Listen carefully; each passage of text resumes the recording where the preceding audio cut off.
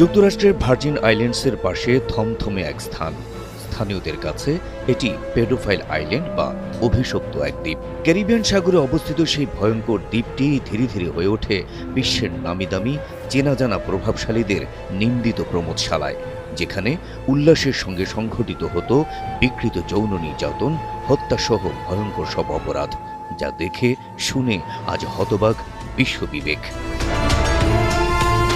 Little Saint James নামের এই দ্বীপটি ১৯৯৮ সালে কিনে নেন জেফ্রি এপস্টেইন নামের এক মার্কিন যুবক। তারপর সেই দ্বীপটিকে তিনি তৈরি করেন একটি বিলাসবহুল রিসোর্ট বা প্রমোদশালায়। সামাজিক নেটওয়ার্ক তৈরি করে তিনি সেখানে আমন্ত্রণ জানাতেন বিশ্বের নানা প্রভাবশালী ব্যক্তিদের। সেখানে তাদের মনোরঞ্জনের জন্য অপহরণ কিংবা প্রলোভনের মাধ্যমে আনা হতো ৫ থেকে ১৫ বছরের কিশোরীদের।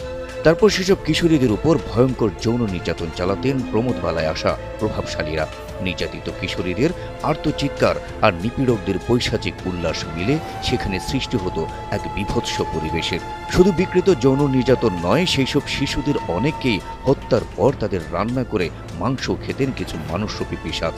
এপস্টাইন ফাইল প্রকাশের পর একে একে প্রকাশ পাচ্ছে এমন অমানবিক আর পৈশাচিক কর্মকাণ্ডের খবর। প্রকাশিত নথি অনুযায়ী জেফ্রি এপস্টেইনের কুখ্যাত এই প্রমোদশালায় যাতায়াত করেছেন সাবেক মার্কিন প্রেসিডেন্ট বিল ক্লিন্টন, বর্তমান মার্কিন প্রেসিডেন্ট ডোনাল্ড ট্রাম্প, যুক্তরাজ্যের প্রিন্স অ্যান্ড্রু, বিজ্ঞানী স্টিফেন হকিং, বিনোদন সেলিব্রিটি ওডি অ্যালেন, মাইকেল জ্যাকসন, মার্কিন ধনকুবের ইলন মাস্ক সহ বিশ্বের অনেক নামিদামি ব্যক্তি।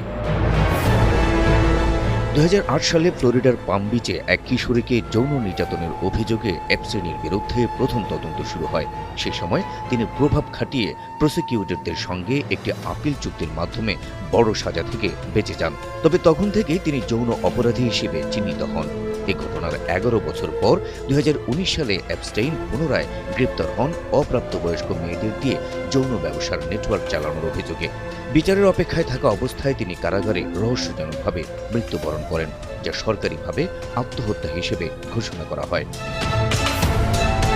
গেল ৩০ জানুয়ারি যুক্তরাষ্ট্রে এপস্টেইনের বিরুদ্ধে মানি লন্ডারিং ও যৌন অপরাধের তদন্তের সঙ্গে যুক্ত ৩০ লাখেরও বেশি পৃষ্ঠার নথি প্রকাশ করা হয়। আর এরপরই প্রকাশ হতে থাকে এপস্টেইনের গড়া অভিশপ্ত প্রমোদশালার ভয়ঙ্কর সব অপকর্মের খবর। বিশ্ববাসীর কাছে উন্মোচিত হতে থাকে বিশ্বের সেই সব প্রভাবশালীদের নাম, যারা এতদিন নিজেদের গণতন্ত্র আর সভ্যতার ধারকবাহক হিসেবে জাহির করতেন। এপস্টেইন ফাইল আজ উন্মোচন করে দিয়েছে তাদের ভেতরকার এক কুৎসিত রূপ, খুলে দিয়েছে মানবতার বুলি আওড়ানো এসব নরপিশাচদের বর্বরতার মুখোশ।